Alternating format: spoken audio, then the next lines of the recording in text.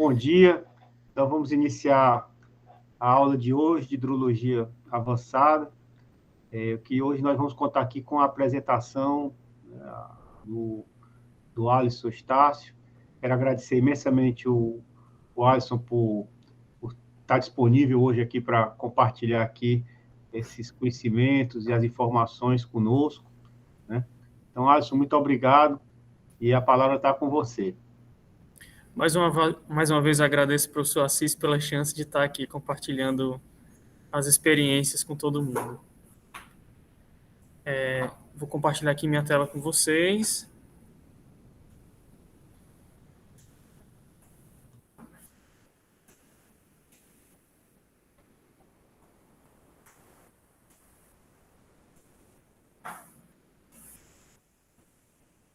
Vocês estão vendo bem minha tela? Estamos sim, Alisson. Ok. Então, na aula de hoje, né, a gente vai abordar, nessa nossa conversa, vai abordar um pouquinho sobre a modelagem hidrológica e a incerteza dos parâmetros, certo? Envolvida nessa modelagem hidrológica. Nessa nossa conversa de hoje, a gente acaba lançando alguns conceitos que já foram introduzidos, certamente, mas que vão ser também úteis para as próximas formações, já que nas próximas formações a gente vai falar um pouquinho sobre a regionalização dos parâmetros e sobre outras formas de incertezas que estão presentes na modelagem hidrológica.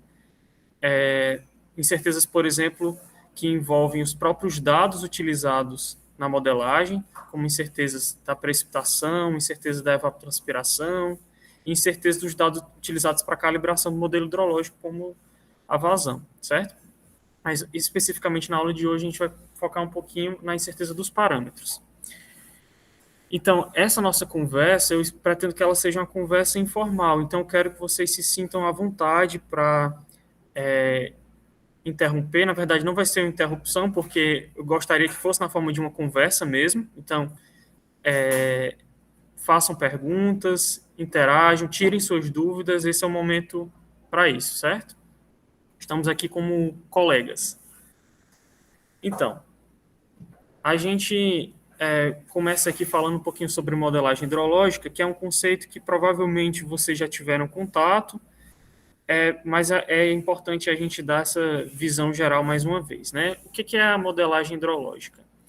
É uma representação, uma simplificação da realidade,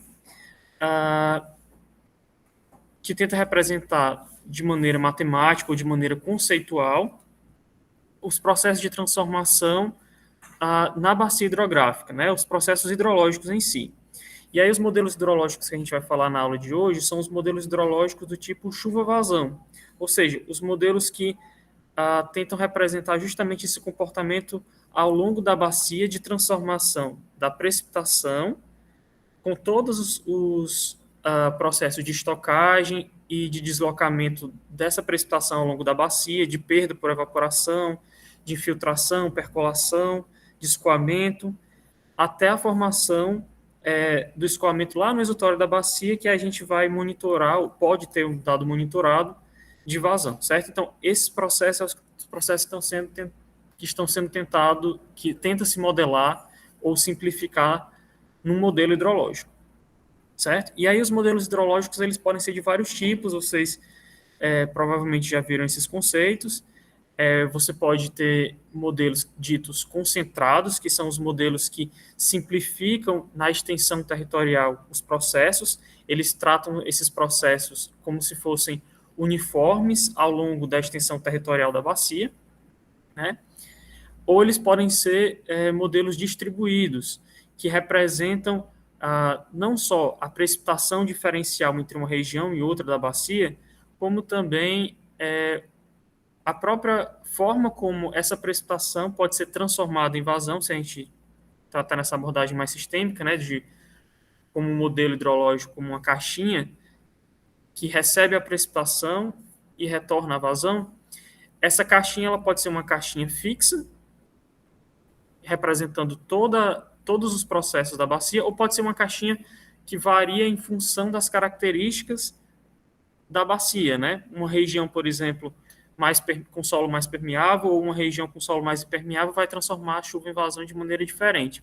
Então, um modelo que considere essas divergências de características e também de forçantes, né, ou seja, de precipitação, de evapotranspiração, ao longo da bacia é um modelo que é dito distribuído. E um modelo que considere características homogêneas ou médias ao longo da bacia é um modelo dito concentrado, certo?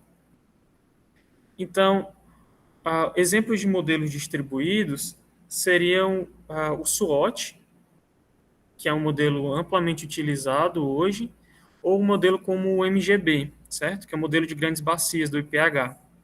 Então, para utilizar esse tipo de modelo, uma informação relevante seria a informação que caracteriza a bacia, né? Então, informações como o solo,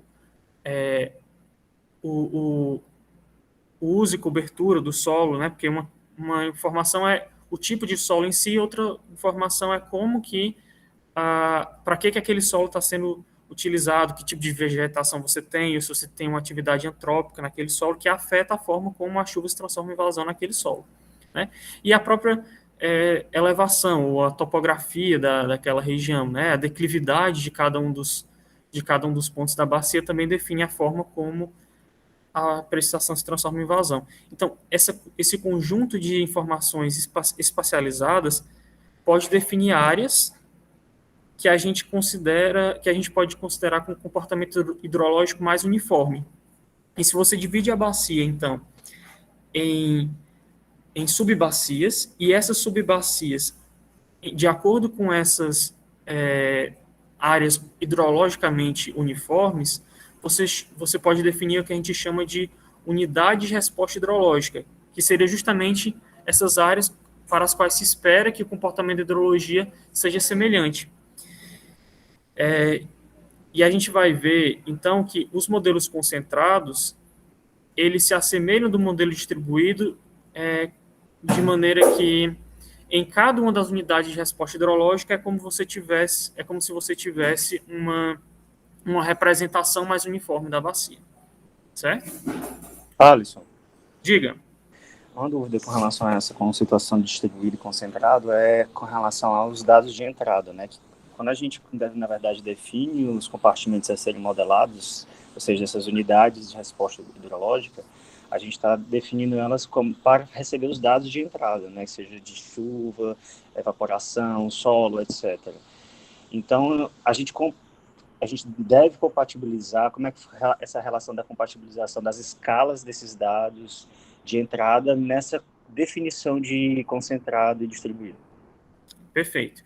Então, é importante, então, fazer a distinção de dois tipos de dados de entrada quando a gente está falando de modelos distribuídos, certo? Os dados de entrada que seriam as forçantes, de fato, do modelo, ou seja, a precipitação e a evapotranspiração, que são condicionantes da própria hidrologia, certo?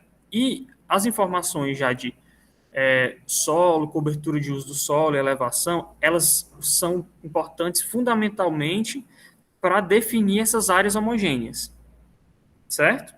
Até porque as características do solo em si, elas acabam sendo, depois de definir essas áreas mais homogêneas, elas são utilizadas para... os parâmetros que definem elas são calibrados a posteriori, certo? Você pode ter informações sobre esse tipo de solo, tem essa característica de transformação de chuva e vazão, mas esses parâmetros, apesar de poderem ser tabelados, eles devem sofrer um processo de calibração para que ocorra o ajuste desses parâmetros, enquanto que a precipitação e a evapotranspiração, apesar de elas terem incertezas que a gente vai estudar mais à frente, mas elas são informações a priori não calibradas, certo? Mas a gente vai ver mais à frente que existem incertezas que envolvem. Eu acho que eu acabei desviando um pouquinho da sua pergunta, mas voltando mais para ela, já que a gente precisa dessa espacialização da informação de uso do solo, elevação, e também de evapotranspiração e precipitação, é importante haver a compatibilidade dessas escalas espaciais, né? Obviamente que essa discretização depende da base de dados inicial que você está utilizando, né? Então, se você estiver, por exemplo, utilizando a modelagem hidrológica? Para prever informação de vazão no futuro, a partir de um modelo global de precipitação.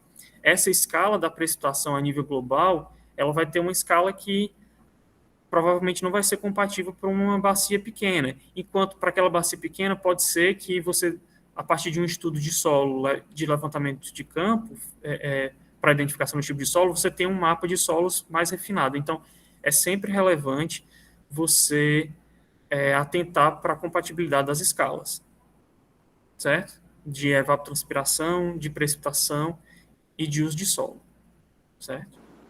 Show. Ficou claro? Foi o Rafael que perguntou? Foi assim, ficou assim, valeu. Pronto.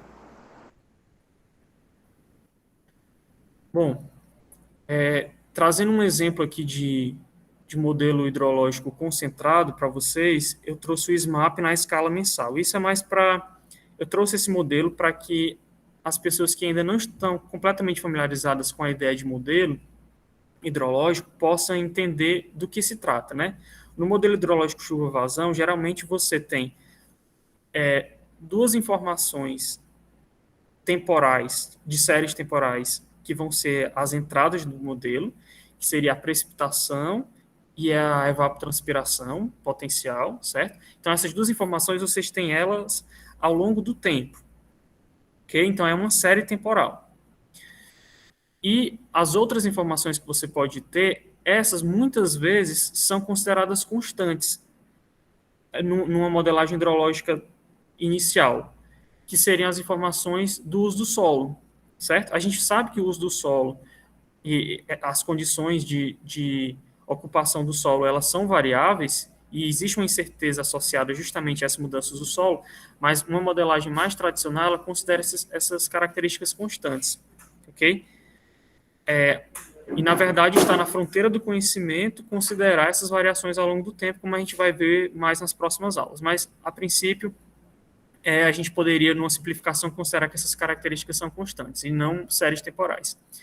Então, essas características de uso do solo, elas definem a forma como as forçantes de precipitação e evapotranspiração são transformadas em vazão, né? E, num modelo concentrado, essas características elas são simplificadas por parâmetros que não obrigatoriamente podem ser medidos em campo. Então, por exemplo, nesse modelo concentrado do SMAP mensal, a bacia é representada, os seus compartimentos principais são representados por reservatórios fictícios, certo? Então, a gente sabe que quando a precipitação ocorre, uma parte dessa precipitação escoa superficialmente e vai em direção ao curso d'água, dando uma resposta de vazão mais direta no exutório, enquanto uma outra parte fica retida no solo, podendo percolar até a zona saturada, que a gente chama de aquífero. E esse aquífero, ele acaba podendo abastecer a rede de drenagem via um escoamento que a gente chama de escoamento de base, que ocorre mesmo quando não está ocorrendo precipitação, certo? Ele ocorre justamente pela carga d'água, pela carga hídrica no aquífero, ok? Então, se você sabe como que essa precipitação se reparte em escoamento superficial e a água que fica disponível para o solo, você está representando esses processos e você pode fazer isso a cada passo de tempo. Então, dado uma condição inicial desse reservatório solo e do reservatório subterrâneo, que seria o aquífero, você pode, a cada passo de tempo, atualizar a nova condição do solo e a nova condição do aquífero, certo? Com as entradas de precipitação, que ocorre a cada passo de tempo, de escoamento superficial, de evaporação real e de recarga do aquífero. Ou seja, nós estamos fazendo um balanço de massa nesse reservatório solo. Dada a condição inicial e dadas as entradas e as saídas, eu sei a condição no final do mês, e você pode fazer isso iterativamente para cada mês. Da mesma forma para o reservatório subterrâneo, certo? Então, essas variáveis aqui, a gente pode chamar de variáveis de estado, né? A cada momento você tem um novo estado, uma nova condição dos reservatórios, que podem ser atualizadas a partir de um balanço de massa. E as outras variáveis aqui de troca são justamente esses fluxos de água, né? O fluxo de água que representa a recarga do aquífero, ou seja, é uma perda para o reservatório solo, como a gente vê aqui na primeira equação, e um ganho para o reservatório representado pelo aquífero. Percebam que esses reservatórios, eles são uma simplificação do que está ocorrendo na bacia. Na bacia, esse aquífero, ele vai ter um nível variável em função da própria geologia daquela região, né? Mas aqui a gente está considerando o aquífero como um reservatório linear, com um nível constante, entende? Ou seja, representando as condições médias da bacia. Não obrigatoriamente isso quer dizer que a lâmina d'água acumulada nesse aquífero nessa representação conceitual do SMAP corresponde à média das profundidades do aquífero ao longo da bacia, mas ele tem uma relação conceitual com o nível de armazenamento do aquífero, mesmo que não possa ser feita uma compatibilidade de variáveis medidas, certo? Então, um equacionamento como esse, ele permite simular, dada a precipitação, a série de precipitações e a série de evapotranspiração potencial, ele permite você calcular o escoamento superficial como uma série temporal e o escoamento de base como uma série temporal. E a partir daí calcular a vazão, né, que a vazão seria a soma do escoamento superficial e desse escoamento de base no exutório da bacia. No entanto, essa transformação chuva-vazão, ela depende de parâmetros. Então, a gente vê aqui que para fazer essa simulação, a gente precisava dessa série de precipitação e de evapotranspiração potencial, precisa das condições iniciais do solo e do aquífero, certo? Que a gente pode adotar um valor e depois ajustar esse valor se necessário. E ele depende de parâmetros. No caso do SMAP, que é esse modelo que eu estou apresentando para vocês, que vocês vão trabalhar num exercício, né? Acho que é o trabalho 1 de vocês, correto? Nesse modelo, são 4 os parâmetros a serem calibrados, que aqui estão representados. O SAT, que representa o tamanho desse reservatório superficial, certo? Por que essa informação é relevante, o tamanho do reservatório superficial? Se o reservatório superficial for muito grande, quer dizer que eu tenho muita água que pode ser estocada nele e que pode ficar disponível para evaporação, por exemplo, para evapotranspiração. Ok?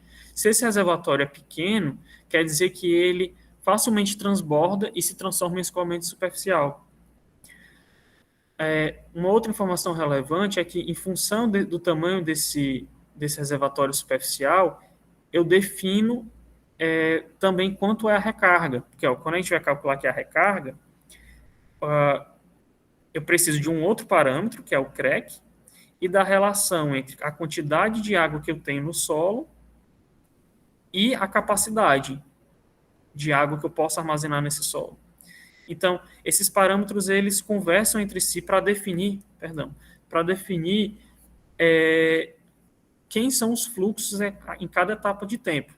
Então, são 4 os parâmetros, certo? O SAT, o CREC, o PES e o K, que apesar de não terem um valor físico que pode ser medido, mas eles têm uma representação conceitual do que está ocorrendo na bacia. Que aí não vale a pena detalhar cada um deles, porque cada modelo hidrológico vai ter a sua própria representação conceitual do processo de transformação chuva e vazão. E o nosso objetivo aqui não é apresentar em detalhes o SMAP para vocês, mas tornar claro qual é o tipo de representação que um modelo hidrológico pode ter, no caso aqui um modelo concentrado, certo? Então, esses 4 parâmetros que definem a ocorrência desses fluxos na bacia, eles são parâmetros que representam, ainda que implicitamente, as características da bacia. Então, por exemplo, uma bacia com solos rasos, ela deve ter um SAT pequeno, certo? Ou seja, cada bacia vai ter os seus próprios parâmetros. E como esses parâmetros não podem ser medidos em campo, eles precisam ser calibrados. Em modelos hidrológicos de base física, você tem os parâmetros mais próximos de representações reais que poderiam ser medidas. Ainda assim, você não tem como representar fisicamente toda a extensão territorial de variabilidade dos parâmetros. Então, você acaba necessitando de processos de calibração, de ajuste desses parâmetros mesmo para representar a realidade do processo de transformação chuva e vazão. Ok? Tá claro até agora, pessoal? Tá sim, cara. Nossa, Qualquer eu coisa, tenho outra pergunta também. Mas, desculpa, eu não entendi. Uma pergunta? Eu acho que eu também alguém estava falando aí. Mas, enfim, estava pensando aqui em termos de calibração e validação desses modelos hidrológicos para entender como que os processos estão acontecendo nessa bacia. Futuramente, dependendo do modelo, o objetivo é simular, por exemplo, cenários de demanda, né? Então, saber o que está acontecendo em termos de demanda, mas inicialmente eles não são considerados no processo de modelagem aí, né? E aí depois que você insere essa variável, como é que funciona esse processo? Pronto. A análise da demanda poderia ser utilizada, vinculada a um processo de representação hidrológica através de um modelo, né? Mas, enfim, como é que você poderia incluir a demanda nesse... Na verdade, a demanda em si, ela está vinculada a quanto aqueles usuários da água gostariam de ter acesso, né? Não obrigatoriamente ao valor ao qual eles têm acesso. O que eles estão consumindo, a gente chama de consumo direto, né? O consumo da água. Então, a demanda, ela é algo, como é que eu posso dizer, que está na cabeça do usuário, né? Quanto ele gostaria de ter de água, certo? Mas você poderia avaliar quanto que você tem de oferta. Isso sim, um modelo hidrológico poderia lhe dar diretamente. Você, através da representação dessa transformação da chuva em vazão, você pode saber quanto de vazão você tem no passado, com dados observados de precipitação, ou inclusive qual seria a oferta de água para o futuro, se você tem uma previsão ou uma cenarização de quais seriam as precipitações do futuro, você pode ter informação dessa vazão no futuro e calcular a oferta de água para o futuro. Ok? O que você pode fazer, que talvez seja a sua pergunta, é como representar os consumos de água dentro do processo de modelagem hidrológica, né? Então, voltando aqui para a minha bacia, certo? Se eu tiver aqui nessa bacia, no exutório dela, um reservatório, e esse reservatório está submetido perdão, não vou usar o caso de um reservatório, vou usar uma estação fluviométrica, certo? Ou seja, uma estação na qual eu monitoro as vazões, certo? Se eu quiser representar processo de chuva e vazão com um modelo concentrado ou um modelo distribuído nessa bacia aqui, e eu sei que as vazões que eu estou medindo aqui, elas estão sujeitas a uma retirada de água que ocorre um pouco a montante nessa bacia, um pouco a montante da estação fluviométrica, então a vazão que eu estou medindo, ela está computando essa retirada de água, que não obrigatoriamente estava representada a priori no meu modelo hidrológico. Então, se eu quiser calibrar o meu modelo hidrológico usando essa vazão monitorada aqui, então eu tenho que incluir no meu modelo hidrológico essa retirada. Então depende do modelo, como você vai fazer. Se for um modelo concentrado como esse, na escala mensal, então essa retirada aqui ela pode ser computada no final. Ela poderia ser computada dada essa vazão aqui e conhecida qual foi a minha retirada usada para consumo, eu posso abater daquela retirada para comparar com a vazão monitorada. Ok? Alisson, Diga, posso professor. adicionar? Por favor. Eu acho que nessa questão talvez tenha 3 observações, né? Primeiro é que esses modelos hidrológicos clássicos que estão sendo utilizados aqui, os que você citou, inclusive, normalmente eles utilizam o que a gente pode chamar de uma vazão mais naturalizada, né? Que na realidade é como se ele simula a natureza e não simula muito essa questão mesmo da ação do homem, que quando o ponto de vista é tirado. Então, muitas vezes, até para calibrar esses modelos, se faz o que a gente chama de renaturalização das vazões. E você pega para fazer a calibração, você retira o efeito da ação do homem, principalmente nessa questão dos usos, né? Então, você pode até comentar isso aqui, que ele gosta muito desse tema, da renaturalização. Então, esse é um primeiro ponto que é possível. Tem alguns modelos que começaram a avançar, principalmente nessa linha mais socio-hidrologia, né, que é uma linha de ação que tenta mostrar que existe uma coevolução entre o sistema natural e o sistema de recursos hídricos natural e a sociedade. Aí ela começa a tentar incorporar algumas questões de demanda na simulação dos modelos, mas isso eu acho que ainda é muito embrionário e não é operacional, certo? Ainda do ponto de vista do dia a dia do hidrógrafo, é mais um tema de pesquisa. Terceira observação é que boa parte da mudança do uso do solo, como o Alisson já estava sinalizando, ela vai acontecer fundamentalmente porque vai mudar, por exemplo, a evapotranspiração. Então, mudança do uso do solo na agricultura ou na existência de cidades, se você tiver no modelo distribuído, você pode criar regiões homogêneas, e essas regiões homogêneas vão representar esses diferentes efeitos. Se houve mudança do uso da terra significativa, você talvez tenha que simular no último estágio dessa mudança para poder ver qual é a tendência atual, ou então tentar modelar a mudança que é o estado da arte, como o Alisson falou. E o último ponto que eu queria adicionar é que se a gente está querendo mesmo se preocupar com a gestão da demanda, gestão de oferta e demanda, modelar de forma mais combinada a ação de oferta e demanda, ver qual é o comportamento das pessoas, a gente não vai utilizar esses modelos hidrológicos.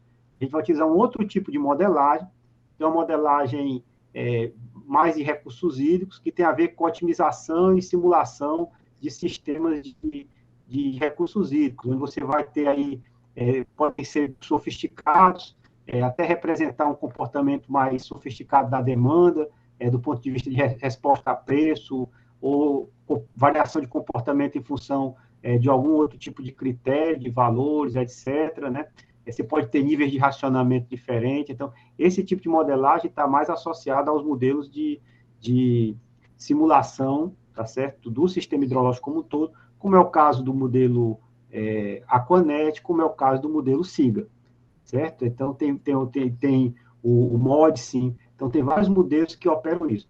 Tem alguns modelos que tentam, às vezes, superpor essas coisas todas, mas quando eles fazem isso, na realidade, eles servem mais como sendo uma plataforma que vai abrigar fases de modelagem diferentes. Então, ele vai ter um modelo hidrológico que facilitou a saída para o outro modelo. Esse acoplamento mais íntimo não tem, inclusive é uma dificuldade, principalmente quando se refere à questão de pequenos reservatórios, médios reservatórios, como incorporar essa pequena e média e grande açudagem, por exemplo, até mesmo a grande açudagem, num modelo hidrológico como esse que o Alisson está sinalizando. No modelo distribuído você entra, mas qual é a regra de operação?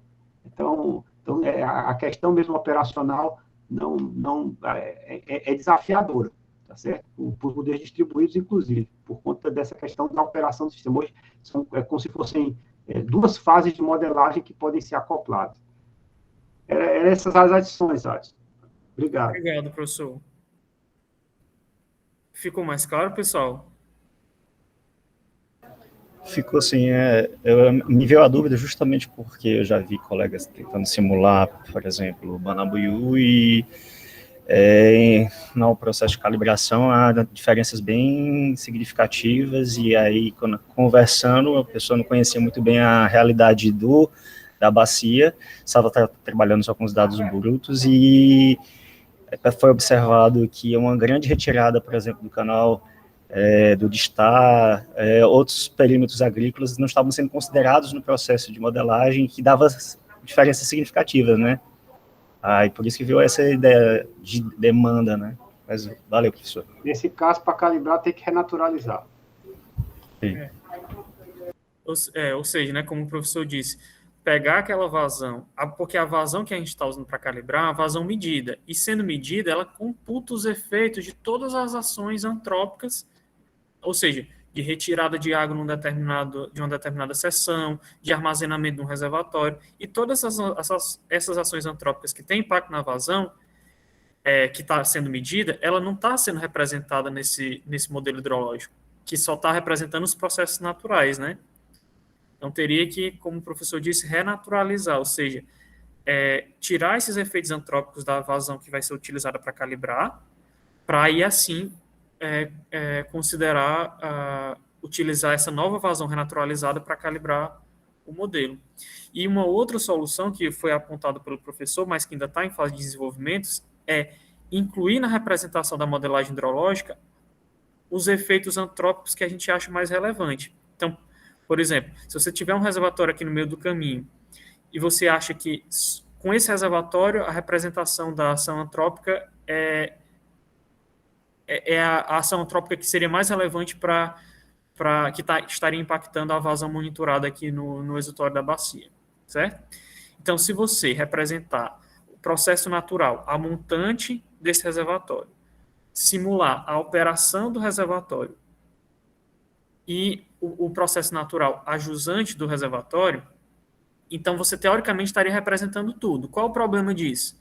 À medida que você vai colocando mais processos representados dentro do modelo, processos, inclusive, de ação humana, essa representação vai ficando cada vez mais complexa. E quanto mais complexa, mais incerteza, porque para representar a operação do reservatório, às vezes você tem certeza sobre a cave do reservatório, que ela pode ser um pouco mais aberta, um pouco mais fechada do que a informação que você não sabe direito como ocorre o processo de infiltração, ou seja, essa representação com o reservatório no meio do caminho, ela vai ficando mais complexa e mais sujeita a erro, de modo que, às vezes, é melhor uma representação simplificada do que uma representação hipercomplexa que esteja sujeita a grandes incertezas, certo? Então, acho que o caminho da naturalização é o caminho mais natural. Bom, então, alguns usos da modelagem hidrológica, né, nesse esquema de transformação de precipitação em vazão, né? A gente coloca precipitação e vazão, mas uma outra entrada relevante do modelo é a evapotranspiração potencial. Em alguns modelos que se aproximam mais da base física, você, em vez de entrar com evapotranspiração potencial, você entra com informações de temperatura e ele internamente realiza as trocas de calor necessárias, né? Não somente as trocas de massa, o balanço de massa, mas ele faz o balanço de calor também. No entanto, isso é mais relevante nos modelos de regiões temperadas, onde o derretimento do gelo é relevante para a produção de vazão. E aí esse balanço de calor, né, ganha uma importância maior. Aqui o nosso balanço de calor ele está implícito dentro da informação da evapotranspiração potencial que a gente fornece para ele. Okay? Então, para que a gente pode usar um modelo chuva-vazão? Né? Você pode, por exemplo, dado uma região em que você tenha um monitoramento de vazão, mas você tem falhas nesse monitoramento, você tem períodos que você não tem dado de vazão, mas você, por outro lado, tem dados de precipitação. Então, se você tiver o modelo já calibrado, você consegue, com esses dados de precipitação, preencher os dados de vazão que estão faltando. Ou então, você pode, por exemplo, dada uma previsão de vazão, uma previsão ou cenário de precipitação para o futuro, seja numa escala de dias, de meses, ou até de séculos, como os modelos de mudança climática, né, que geram cenários de precipitação para o futuro, futuro, você pode ter uma estimativa de qual seria essa vazão no futuro, usando um modelo hidrológico que já tenha sido calibrado, ok? E aí, só para ficar claro, calibrar seria encontrar o valor desses parâmetros. No caso aqui, o PES, o SAT, o CREC e o CAR, que são parâmetros que representam a forma como a bacia transforma a precipitação em vazão. Então, para você calibrar, encontrar o valor desses parâmetros, você precisa ter uma série de vazão observada, certo? Então, o modelo ele entra com precipitação e evapotranspiração potencial e retorna para mim vazão. Mas ele só consegue fazer isso se eu der o valor dos parâmetros para ele. E aí, como geralmente esses valor desses parâmetros não são conhecidos, principalmente no modelo concentrado, em que esses parâmetros não têm uma correspondência física, num modelo conceitual, então você usa uma série de vazão observada e ajusta o valor dos parâmetros para que a vazão gerada pelo modelo se aproxime da vazão observada, certo? Então, esse é o processo de calibração, é encontrar o valor dos parâmetros que fazem com que a vazão observada se aproxime ao máximo, com que a vazão modelada, né, gerada pelo modelo, se aproxime ao máximo da vazão observada. No entanto, quando a gente diz que a gente quer que essa vazão gerada pelo modelo se aproxime da vazão observada, a gente precisa estabelecer uma métrica, né? A gente precisa... O que é uma vazão estar próximo da vazão observada, né? A gente precisa estabelecer um valor utilizado para dizer se uma determinada solução do modelo é melhor ou pior, se determinados parâmetros geram uma vazão mais próxima ou não tão próxima dessa vazão observada. Então, são sugeridas várias métricas de calibração. Uma das mais utilizadas é o Nash-Sutcliffe, né? Vocês provavelmente já ouviram falar. Então, nessa métrica, a gente compara a vazão calculada pelo modelo com a vazão observada. O Nash-Sutcliffe, ele relaciona a variância da vazão observada, certo? Por si só, com essa diferença da vazão calibrada com a vazão observada. De modo que, se a minha vazão modelada fosse igual à média da vazão observada, então o Nash-Sutcliffe ia ficar 1 menos 1 sobre 1. Ou seja, ele ia ficar 0. Ou seja, quando o Nash-Sutcliffe ele é 0, quer dizer que o meu modelo ele acerta tão bem a vazão observada quanto um modelo que dissesse que a vazão dava sempre a média do observado. Não sei se ficou claro. Ou seja, se o Nash-Sutcliffe for 0, o meu modelo com representação hipercomplexa era tão boa quanto dizer que, quanto prever que sempre a vazão valia a média da vazão observada. Por isso, o Nash-Sutcliffe 0 não é um Nash-Sutcliffe bom, né? Ou abaixo de 0 ele ainda é pior. E ele tem um valor máximo de 1, que é o caso em que a vazão calculada e a vazão observada fossem iguais, o que a gente, na prática, não vai conseguir, né? Mas existem outras métricas, né? Existe esse MAPE que compara a vazão calculada e observada em cada uma das datas e o valor percentual dessa variação, certo? Então, ele tira a média do erro percentual de cada uma das datas, né? Você pode calcular o Nash-Sutcliffe não com todos os dados de vazão de cada uma das datas, mas somente nos picos de vazão, certo? Então, cada um dessas representações, dessas métricas, elas fazem um ajuste preferencial em um determinado comportamento da vazão do meu hidrograma, certo? Então, por exemplo, o Nash, como ele está elevado ao quadrado, então, nas vazões de pico, onde os erros são mais relevantes, ele acaba colocando um peso maior, porque ele está elevando ao quadrado. Então, calibrar o modelo chuva-vazão, utilizando como métrica o Nash, vai fazer com que você priorize as vazões altas, ou seja, você acaba optando por acertar essas vazões altas, certo? Esse processo fica ainda mais intenso se você optar por por calibrar com o Nash apenas dos picos de vazão, certo? No entanto, se você quiser amenizar esse efeito, você poderia fazer o Nash não com a série de vazão em si, mas com a raiz quadrada dessa série, porque a raiz quadrada vai amortecer os picos, né, e fazer com que esses picos não fiquem tão altos, né? Existem vários... Alguém gostaria de perguntar? Eu. Pergunta de leigo, que nunca modelou e quando pensa nessa questão de calibração, conceitualmente eu entendo, e aí você fala assim, priorizar as vazões altas, né? Então, eleva ao quadrado, né, por conta dos valores altos do pico, acaba priorizando esses picos. Eu entendo conceitualmente. Na prática, o que eu imagino? Após os primeiros resultados, eu vou alterando esses parâmetros, ou seja, calibrando para fazer com que o Nash chegue ao número mais ideal, e aí, nesse ajuste, por o Nash, no caso, priorizar as vazões altas, eu vou estar priorizando acertar essas vazões. Então, eu vou estar aproximando esses resultados e priorizando as vazões. É isso? Então, quando você sinalizou e você vai mexendo os parâmetros, você está falando para mim de uma calibração manual, né? Você tenta outro valor de parâmetro e vê qual é o valor do Nash, né? A questão é, quando você olha um Nash mais alto, isso quer dizer que, de acordo com essa métrica, essa nova solução de parâmetros foi melhor. Mas melhor em relação a que critério? A um critério que acaba priorizando vazões mais altas, certo?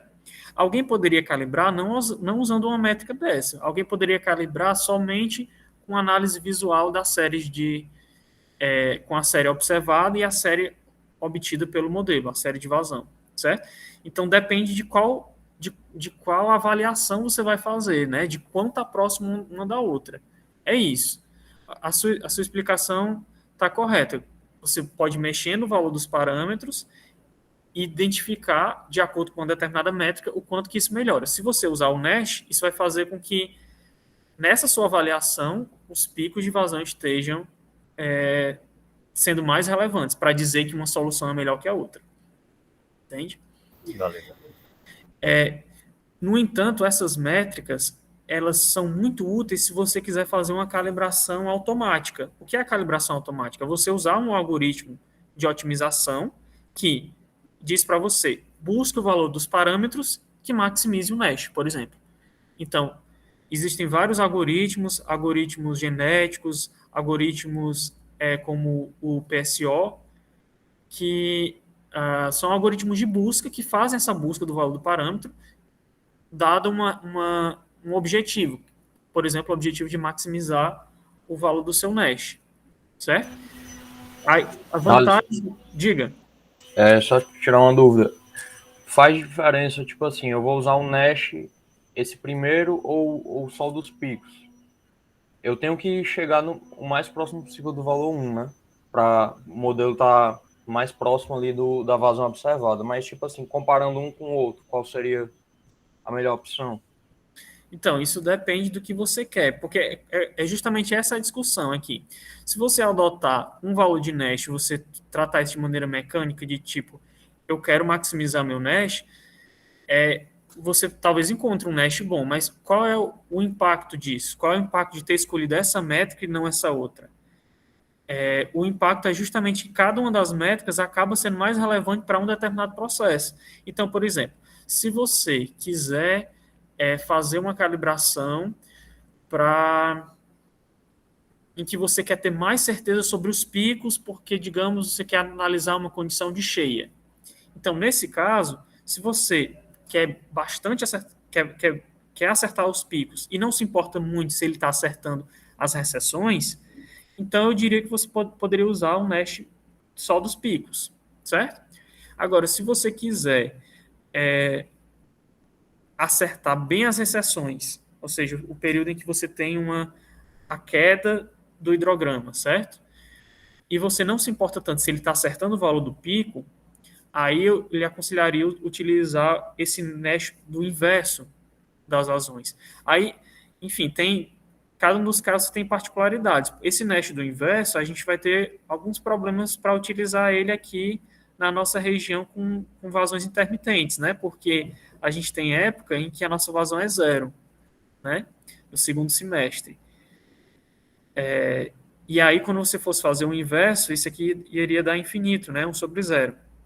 Então, tem que também, na hora de utilizar um tipo de métrica dessa, ficar atento para esse tipo de particularidade de erros numéricos que podem surgir, certo? Mas essa outra configuração com o Nash da raiz quadrada, ele também ameniza os picos, dando uma importância maior às vazões baixas. Então, existem soluções, certo? Percebam que eu estou trazendo aqui várias configurações que têm como base o formato do Nash, né? Mas existem outras configurações, por exemplo, como esse MAPE aqui. Você poderia calcular o volume total gerado por um hidrograma e comparar com o volume total do hidrograma calculado e fazer a diferença de um pelo outro, certo? Então, existem várias configurações, depende do que é que lhe importa naquela calibração. O que é que você quer que seja feito um bom ajuste, certo? Aí, o ponto que a gente vai chegar é que cada uma dessas métricas, dando relevância maior ou menor a um determinado aspecto do hidrograma, isso faz com que você tenha mais de uma solução de parâmetros possível, né? Então, isso pode nos levar ao que a gente chama de calibração multiobjetivo. Por exemplo, se eu quisesse calibrar um modelo hidrológico, usando como métrica tanto o Nash anual quanto esse MAI. Não é esse MAPE aqui, o MAI eu não trouxe para vocês, mas ele também acaba priorizando mais as vazões baixas, certo? Depois eu posso apresentar para vocês. Então, enquanto o Nash é melhor quanto mais próximo de 1, esse MAI é uma medida do erro, certo? Então, o MAI ele é o contrário. Ele é melhor quanto menor ele for. Ok? Então, digamos que, por exemplo, eu tenho uma determinada solução que se encontra aqui nesse ponto que eu estou... Vocês veem o meu cursor, né? Nesse ponto aqui. Se eu tiver uma solução que aumenta o Nash com o mesmo valor de MAI, ou seja, uma solução nesse outro ponto aqui, dessas duas soluções possíveis, eu prefiro optar pela solução que aumenta o Nash e está com o mesmo valor de MAI, né? Então, a gente diz, nesse caso, que essa solução, ela domina a outra, ou seja, ela é melhor do que a outra, porque eu melhorei para um dos parâmetros e para o outro eu mantive. Eu poderia ter, inclusive, melhorar para o Nash e melhorar para o MAI, certo? Por exemplo, se eu tivesse uma solução que aumentou o Nash e diminuiu o MAI, né? Porque o MAI é melhor quanto menor ele for, né? Ele é melhor para valores menores. Então, essa solução aqui, ó, por exemplo, é melhor do que essa outra solução aqui. Ok? Porque eu aumento daqui para cá, eu aumento o Nash e diminuo o MAI. Então, mais uma vez, essa segunda solução, ela domina a outra. Então, essa primeira é uma solução que a gente diz dominada. Então, por que eu estou falando um pouco sobre essa história de soluções dominadas? Porque digamos que a gente tem um universo de soluções, certo? O que é cada uma dessas soluções? É um conjunto de parâmetros que vai me dar um valor de Nash e um valor de MAI. Então, posso ir tentando vários parâmetros. Um determinado conjunto de parâmetros me deu esse valor de Nash e esse valor de MAI. Esse outro parâmetro me deu um valor de Nash e um valor de MAI. Certo? Vários pontinhos aqui. Se eu estivesse olhando só para o Nash, então, o que desse o maior Nash era o que me interessava. Né? Aqui, quando eu olho os dois, pode ser que eu melhore para um e piore para o outro. Pode ser que eu melhore para os dois. Né? Se eu melhorar para os dois, aquela solução que domina, ela, como o próprio nome diz, ela é melhor do que aquela solução que foi dominada. No entanto, quando você não tem como escolher, quando melhora para um, mais piora para o outro, você não tem como saber escolher entre uma solução e outra. Essas soluções para as quais você não tem como escolher, você chama de soluções não dominadas, que elas não são dominadas por nenhuma outra, que são todos esses pontos que estão aqui, ó. Por exemplo, se eu venho desse ponto para um outro ponto aqui do lado, eu estou diminuindo o Nash, ou seja, eu piorei para o Nash, mas eu diminuí o MAI, que diminuir o MAI é bom, né? Então, eu piorei para o Nash, mas eu melhorei para o MAI. Então, entre essas duas soluções, eu não consigo escolher, certo? Porque para um parâmetro ela melhorou e para o outro ela piorou. Então, todas essas soluções aqui são soluções possíveis, que são as não dominadas, e elas formam o que a gente chama de frente de Pareto. Ok? Então, da mesma forma que eu posso construir essa frente de Pareto com 2 critérios, eu também poderia construir a frente de Pareto com mais de um critério, ou com mais de 2 critérios, com 3. Com 3 critérios a gente ainda consegue gerar uma visualização, né? Mas eu poderia criar ela ainda com 4, com 5, ainda que a gente não conseguisse visualizar, certo? E aí, o que é essa frente de Pareto? O que são essas soluções não dominadas? São, de acordo com esses critérios, todas as soluções melhores possíveis de acordo com esses critérios. Então, nesse caso, com calibração multiobjetivo, a gente não tem mais uma solução, ou seja, um conjunto de parâmetros. A gente tem vários vetores de parâmetros possíveis, né? A gente não tem mais um valor de SAT, um de PES, um de CREC, um de K. A gente tem vários valores, né? E aí é que surge o termo de incerteza dos parâmetros. É você não saber qual o valor de SAT, de PES, de CREC, de K que você vai escolher. Você tem que adotar um conjunto de valor possível, de valores possíveis. Então, por exemplo, nesse caso aqui, eu fiz uma simulação que me dava 1000 valores de SAT, de PES, de CREC e de K, para obter a incerteza dos parâmetros. O que seria, se eu tivesse feito com análise multiobjetiva, é como se eu tivesse 1000 pontinhos desse aqui, certo? Cada pontinho desse é um valor de SAT, PES, CREC e K, que está associado a esse valor de Nash anual e esse valor de MAI, certo? E aí, cada valor de parâmetro, esses 1000 valores de parâmetros, eu posso expressar eles como um histograma de valores possíveis, que podem ser centrados em torno de um determinado valor, que seria, na verdade, o que a gente poderia entender como o valor mais provável do parâmetro, ou ele pode ser, ele está deslocado em direção a um dos extremos do range de valores possíveis daquele parâmetro, certo?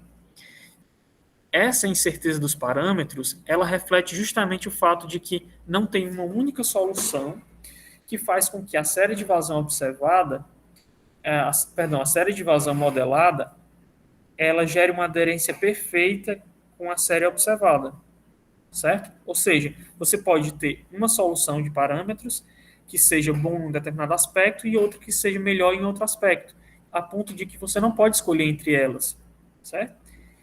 Esse aspecto da escolha dos parâmetros, da calibração, é o que a gente chama de equifinalidade dos parâmetros, ou seja, os parâmetros têm a mesma finalidade, a mesma capacidade de aderir à série observada, que é um conceito que foi introduzido por Bevan e Billy em 92, certo? No entanto, essa calibração multiobjetivo não é a única forma de considerar a incerteza dos parâmetros. Ela pode ser avaliada por meio de algoritmos feitos que são próprios para isso, como os algoritmos de Monte Carlo via cadeia de Markov. Um exemplo desses algoritmos é o DREAM, certo? Que é o Differential Evolution Adaptative Metropolis, certo?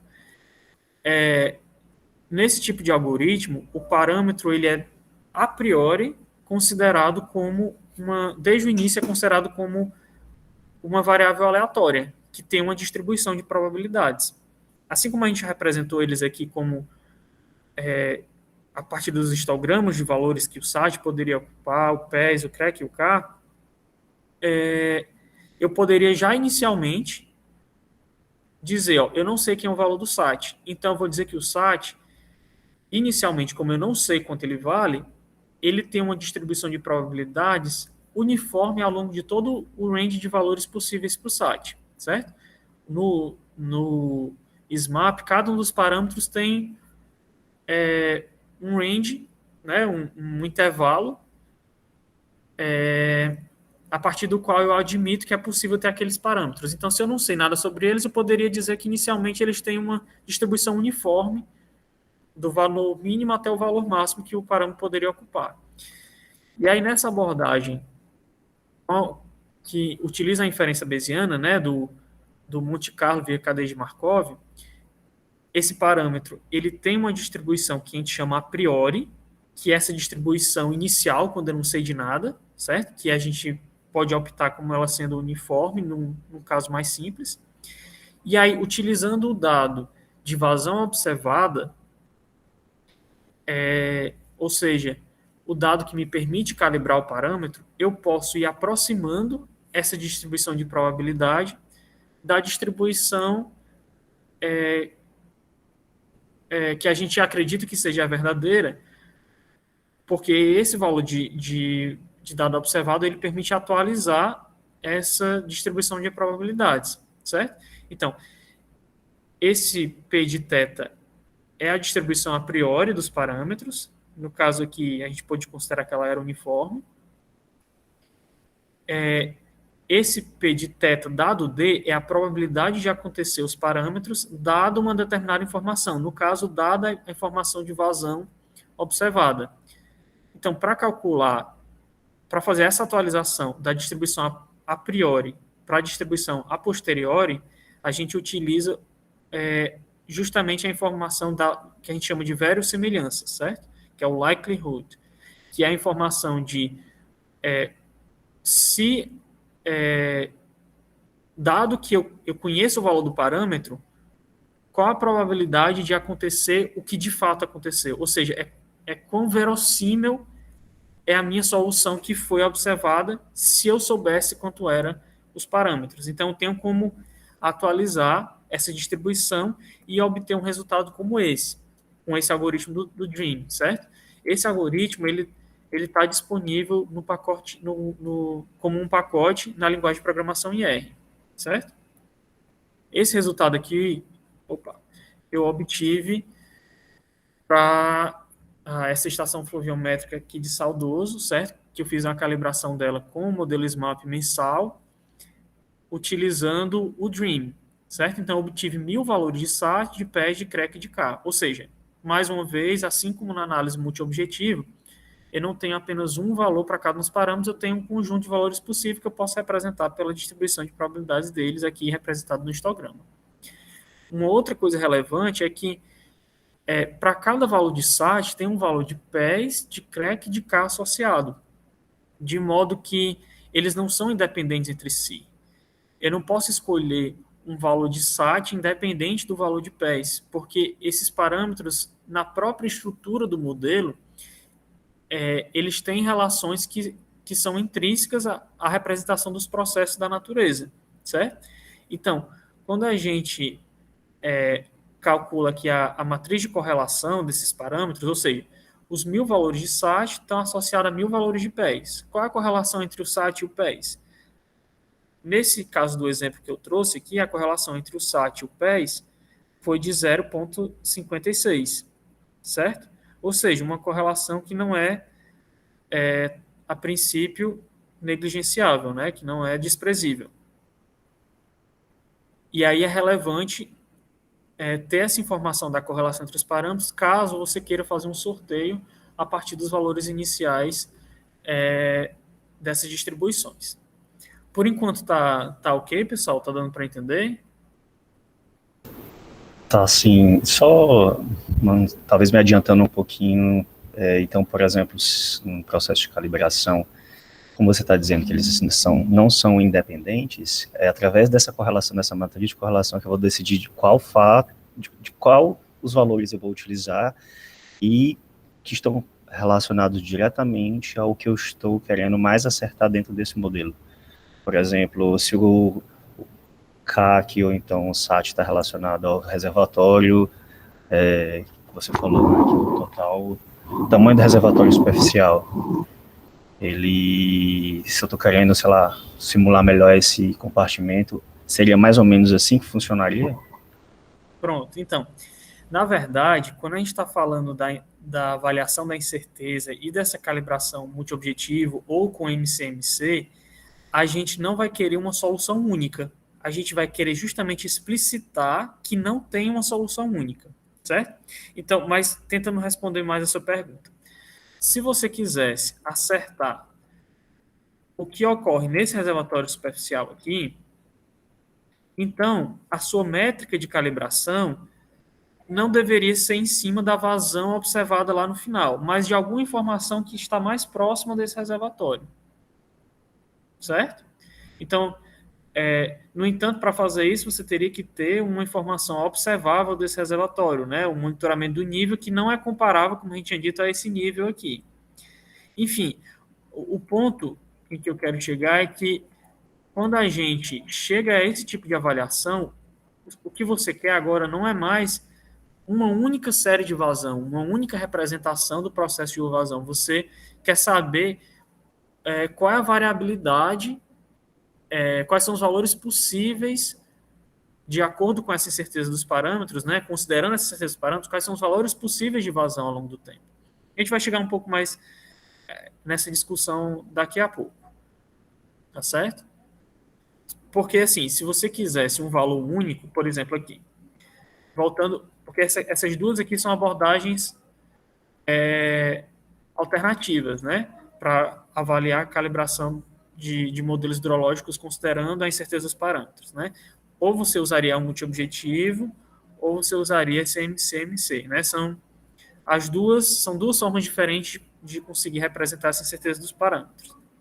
Nessa daqui, em que você define quais são as métricas que você quer, se cada uma das métricas tem um aspecto diferente a ser considerado, se você se interessar apenas a um aspecto, então você faria uma calibração uniobjetivo só para aquele aspecto.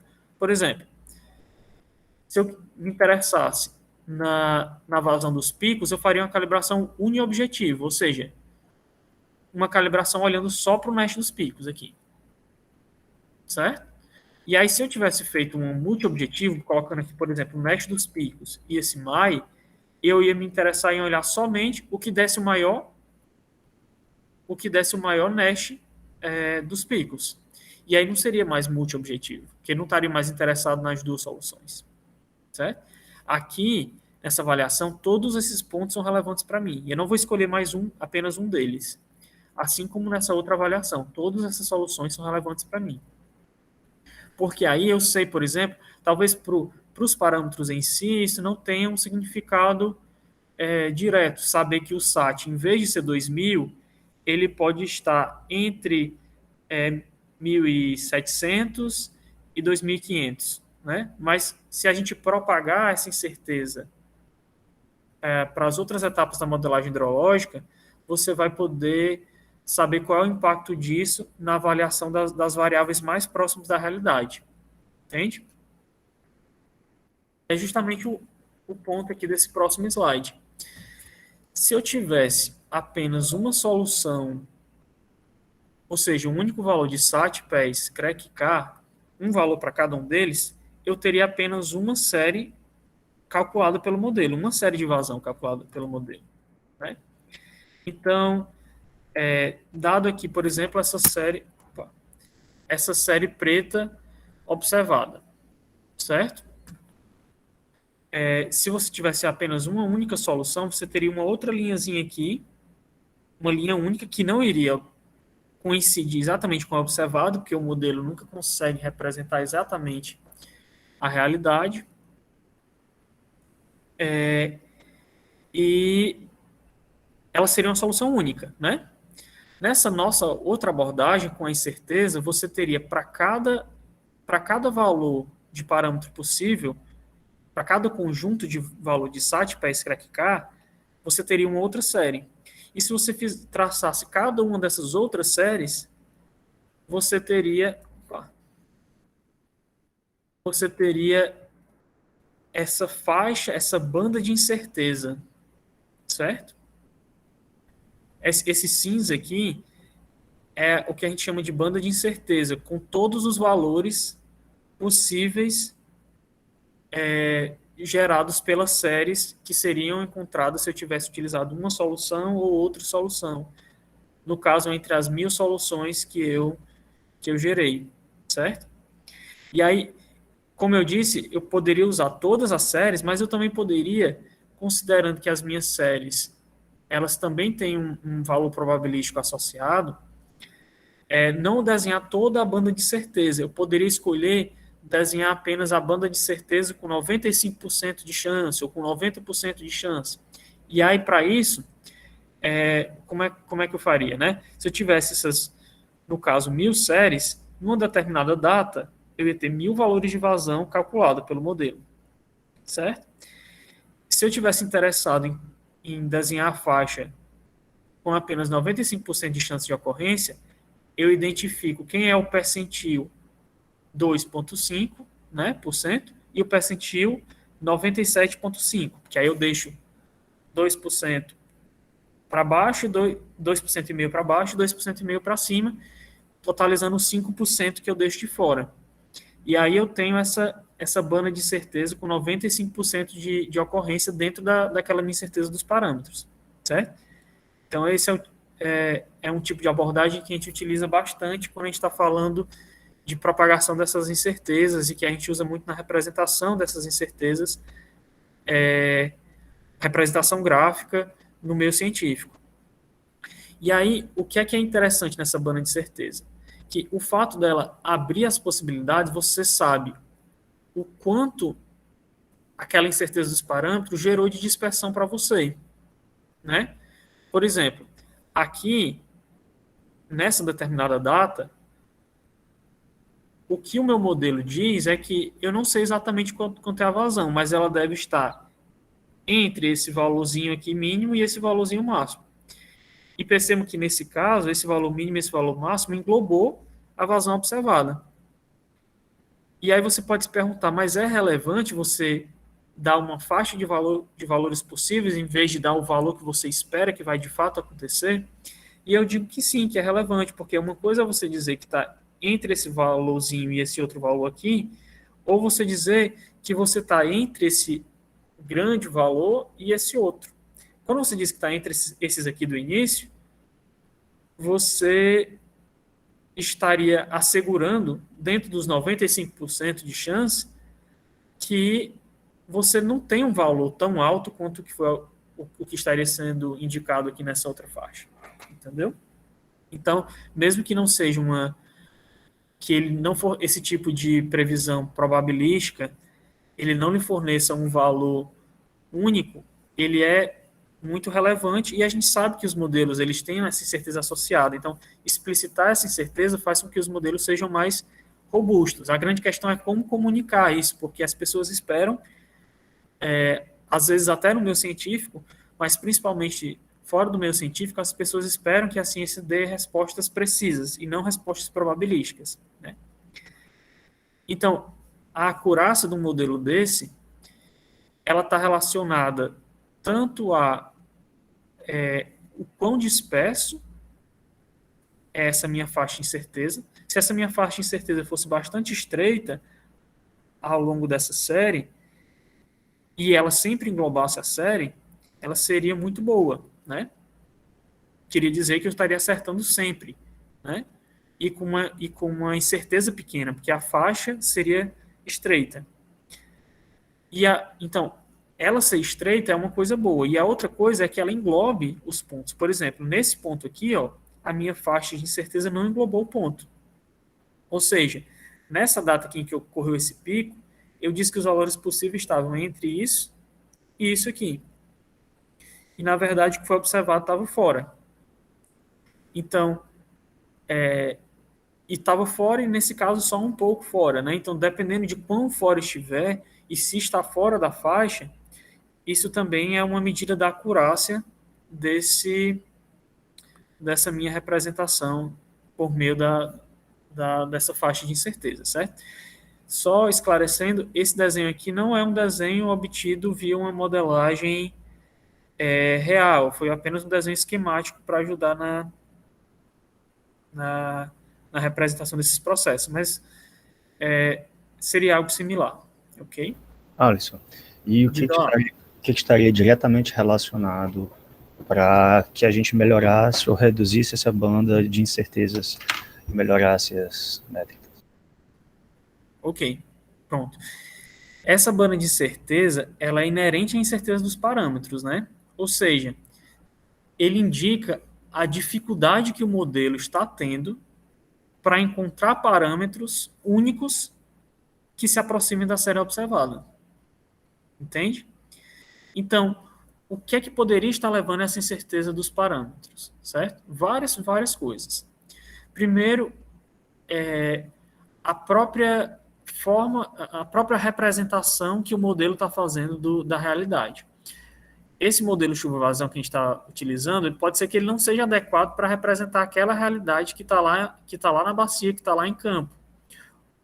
Ou porque os processos conceituais da natureza que ele está representando não são adequados para aquele tipo de região, ou porque existem outros fatores, como os fatores antrópicos que a gente estava falando, né, de que estão presentes ali na bacia, e se você não tiver naturalizado as razões, isso vai fazer com que o modelo não tenha dificuldade de acertar. Então, às vezes, ele tem que colocar os parâmetros mais para cima para acertar os picos e os parâmetros mais para baixo para acertar as recessões, por exemplo.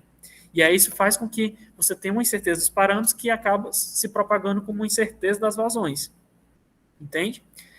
Então, outras formas de incerteza que não estiverem explicitadas e analisadas, elas podem acabar sendo contabilizadas como incerteza dos parâmetros. Certo? Então, como é que a gente poderia diminuir essa faixa de incerteza? Indo diminuindo as outras incertezas. Por exemplo, avaliando se a minha série de vazões não precisaria ter sido naturalizada, ou então identificando se existe alguma incerteza associada à precipitação e fazendo a correção necessária. A gente vai ver mais à frente nos nossos próximos encontros quais seriam essas incertezas associadas à precipitação.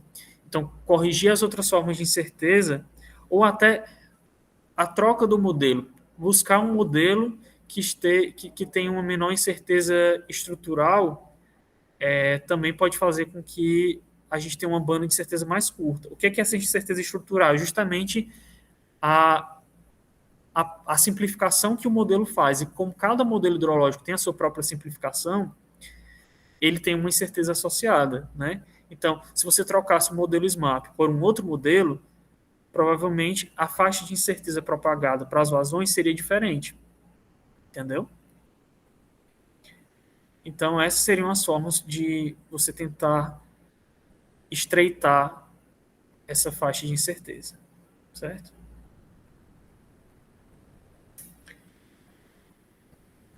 Bom, e aí o ponto é que, da mesma forma em que para cada uma das soluções de valores de parâmetros você pode gerar uma série de vazão, e essa série de vazão, essas várias séries de vazão lhe dão uma faixa de incerteza para as vazões, você pode ainda propagar ainda mais essa incerteza para as outras etapas do processo hidrológico, de modelagem da informação hidrológica, né, de compreensão da informação hidrológica. Então, por exemplo, se você usa uma série de vazões dessa aqui,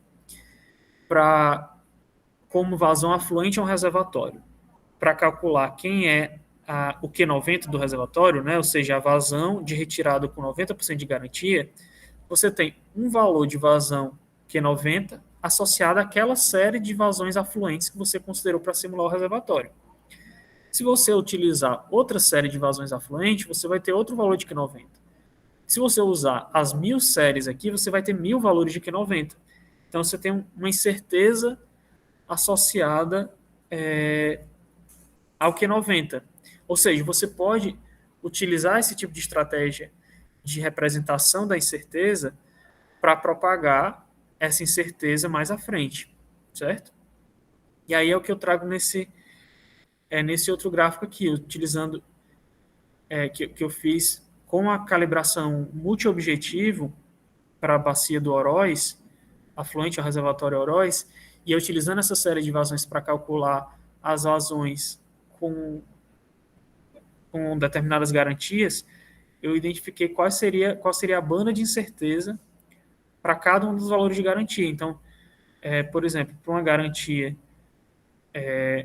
de 80%, a gente teria valores de retirada aqui entre mais ou menos uns 6,5 a 7,5 metros cúbicos por segundo nessa simulação que havia sido feita. Ok? Ou seja, nesse caso ficou bem claro, porque em vez de traçar a faixa, eu tracei todas as linhas, né? Vocês conseguem ver as linhazinhas aqui.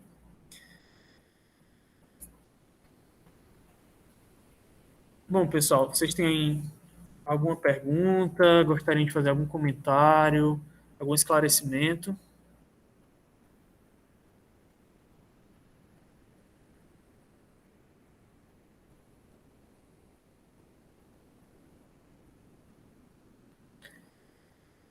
Se vocês não tiverem nenhuma pergunta, aí eu passo a bola para o professor Assis. Eu tinha pensado em... Eu não sei se vocês queriam dar uma olhada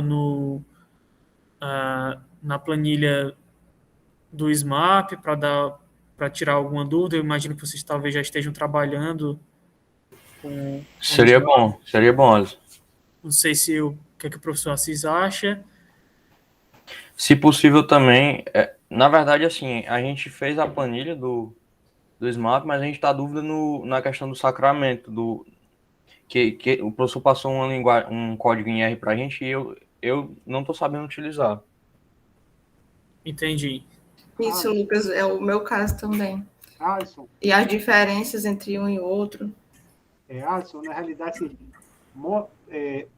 o sacramento, não, agora não, pode ver depois mais um detalhe, mas eu avalio que você podia fazer o seguinte: mostra o Excel e mostra o código em R, que aí vai ser uma analogia, o código em R do SMAP. Aí o sacramento a gente volta nosso próximo encontro, se for o caso, e aí a gente fala. Tem no vídeo que eu preparei uma noção sobre o sacramento, mas não tem sobre o código, né? Mas eu acho que por analogia é possível. Eu vou parar a gravação agora, tá certo? Não, vou continuar gravando. Então você mostra... Vou continuar gravando, que é bom para a gente revisar, professor. E se você puder, Alisson, mostrar a planilha, a planilha trazendo esses conceitos teóricos que a gente estava vendo agora com relação à planilha mesmo na prática, seria muito interessante. Legal, pronto, era mais ou menos isso que eu tinha pensado. Show de bola. Deixa eu só pegar aqui a planilha para abrir para vocês.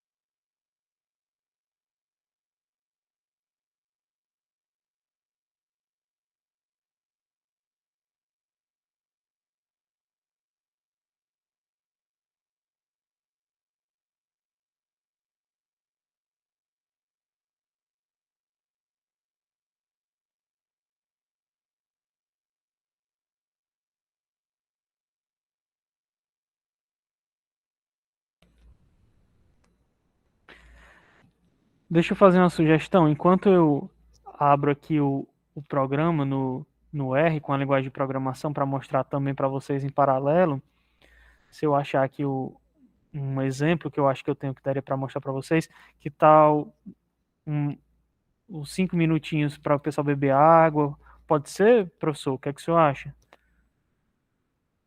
Só para o pessoal... Pode ser, ótimo. Então eu vou fazer o seguinte: eu vou parar a gravação e depois a gente volta a gravar, certo? E aí o pessoal tem 5 minutos. Então,